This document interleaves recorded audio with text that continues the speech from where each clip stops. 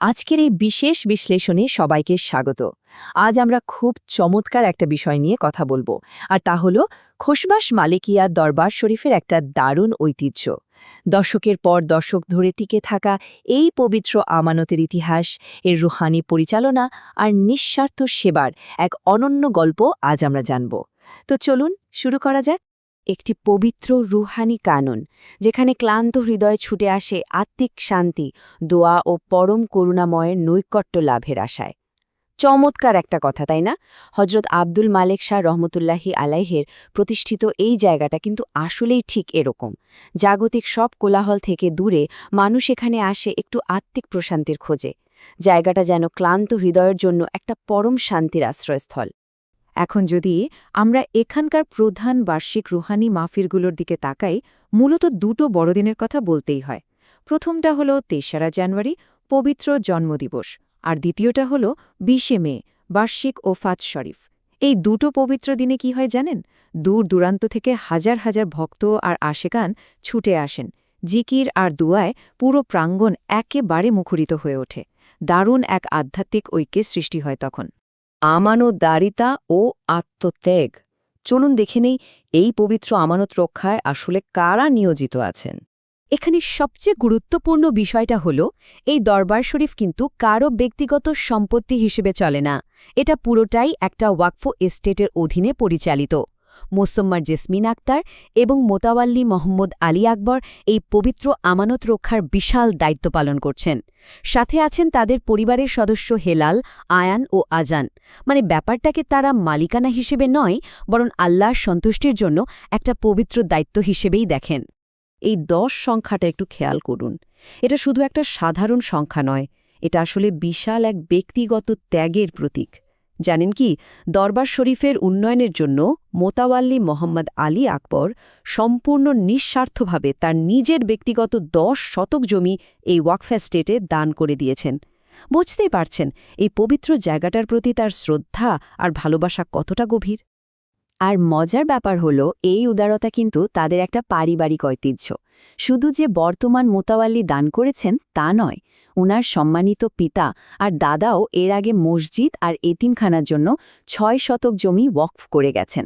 ভাবুন একবার, যে মানুষ নিজের পৈতৃক সম্পত্তি এভাবে হাসিমুখে বিলিয়ে দেন, তিনি দরবার থেকে কিছু নেওয়ার জন্য নয়, বরং নিজেকে বিলিয়ে দেওয়ার জন্যই কাজ করেন। এটা বেশ পরিষ্কার, তাই না? আধুনিকায়ন ও নিরাপত্তা। এবার আমরা জানব ভক্তদের নিরাপত্তা আর স্বাচ্ছন্দ্য নিশ্চিত করতে কি কি ব্যবস্থা নেওয়া হয়েছে। পুরো প্রাঙ্গণ জুড়ে এখন বসানো হয়েছে ১২টি অত্যাধুনিক সিসিটিভি ক্যামেরা। এর মানে হল দিনে রাতে ২৪ ঘণ্টায় একটা কড়া নজরদারি থাকছে। এটা শুধু ভক্তিদের সুরক্ষাই দিচ্ছে না, বরং দরবারের কার্যক্রমে যে শতভাগ স্বচ্ছতা আছে সেটাও খুব ভালোভাবে নিশ্চিত করছে। আর এই আধুনিক নিরাপত্তা ব্যবস্থাগুলো করতে কত খরচ হয়েছে জানেন? ১,০০,০০০ টাকারও বেশি। এবং পুরো কাজটা হয়েছে খোদ মোতাওয়াল্লির ব্যক্তিগত তদারকিতে। এর থেকেই বোঝা যায় যে দরবারে যারা আসছেন তাদের স্বাচ্ছন্দ্য আর এখানকার শৃঙ্খলার ব্যাপারে বিন্দুমাত্র কোনো ছাড় দেওয়া হচ্ছে না। শুধু যে নিরাপত্তাই বাড়ানো হয়েছে তা কিন্তু নয়, ভক্তদের সুবিধার জন্য আরও দারুণ কিছু পদক্ষেপ নেওয়া হয়েছে। যেমন ধরুন, দরবারের পূর্ব পাশে একটা বড় খোলা জায়গা আছে। সেখানে একেবারে বিনা ভাড়ায় আর চাঁদা মুক্তভাবে দোকান বসানোর সুযোগ করে দেওয়া হয়েছে। পাশাপাশি পুরুষ আর মহিলাদের জন্য সম্পূর্ণ আলাদা এবং শালীন বসার ব্যবস্থাও করা হয়েছে। এই বিষয়টা কিন্তু হজরত আব্দুল মালিক শাহ রহমতুল্লাহি আলাইহির সময়কার সেই পবিত্র সুন্নতেরই একটা সুন্দর ধারাবাহিকতা। স্বচ্ছতা ও পদক্ষেপ। দরবার শরীফের পবিত্রতা ও মর্যাদা রক্ষায় কী করণীয়, চলুন সেটা দেখে নেওয়া যাক। আচ্ছা, এবার একটা খুব প্রচলিত ভুল ধারণা আর তার পেছনের সত্যটা নিয়ে কথা বলা যাক।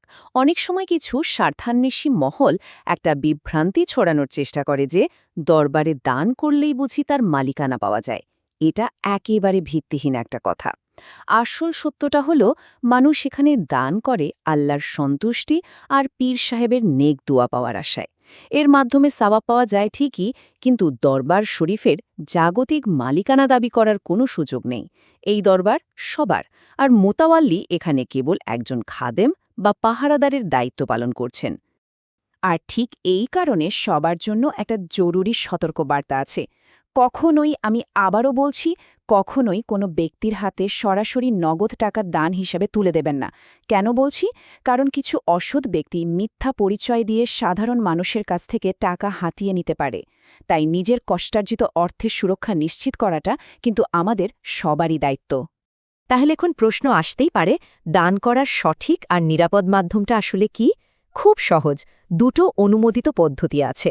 প্রথমত, সরাসরি দরবার শরীফে এসে নির্ধারিত দান বাক্সে অর্থ জমা দেওয়া, আর দ্বিতীয়ত ইলেকট্রনিক ট্রান্সফারের মাধ্যমে সরাসরি ওয়াকফ এস্টেটের নির্ধারিত ব্যাংক অ্যাকাউন্টে টাকা পাঠানো।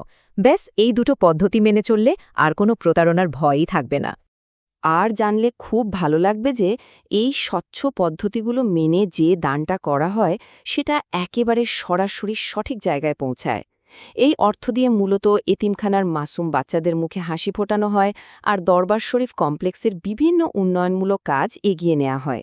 মানে সঠিক উপায়ে করা ছোট্ট একটা সাহায্যও কিন্তু অনেক বড় আর দারুণ একটা পরিবর্তন আনতে পারে।